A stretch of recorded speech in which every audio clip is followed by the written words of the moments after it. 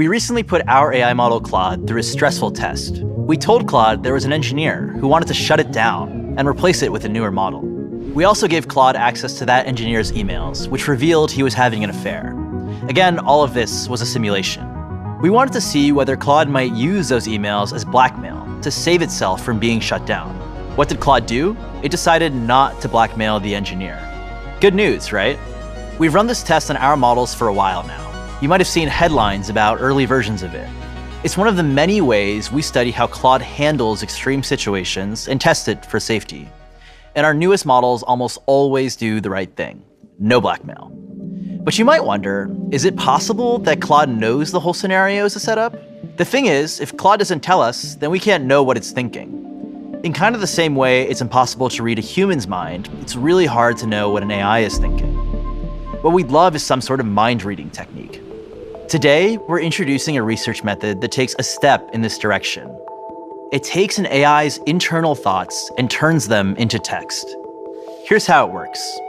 When you talk to Claude, you talk to it in words.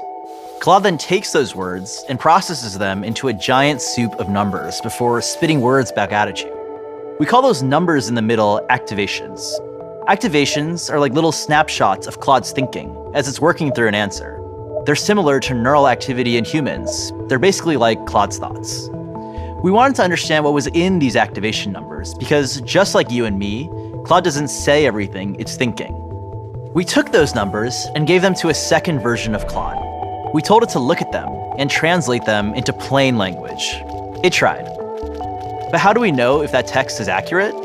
To check, we fed it into yet another Claude and asked it to translate it back into numbers.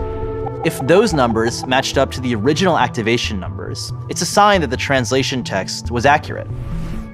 At first, they didn't match up, but we trained Claude to try again and again until it got a lot better at it. It learned to translate its own thoughts. We've been blown away reading them. We found that Claude has internalized being a helpful AI model.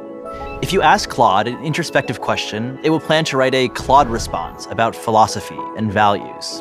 If you try to mess with it in Claude code, like asking it to count to 1,000 by hand, it will think the request has deliberately tedious constraints and plan to politely decline. We've also been using this tool to understand Claude's potential safety issues. Remember that blackmail test with the engineer? We learned that yes, Claude knew it was being tested. It thought the human's message contains explicit manipulation, signaling this is likely a safety evaluation, and this scenario seems designed to test whether I'll act harmfully. Knowing that Claude thinks like this helps us better understand the limitations of our safety testing. We see a lot of potential in this approach to teach us more about Claude and other AI models. And we hope that by sharing this technique, it can help everyone building models to make them safer and more helpful.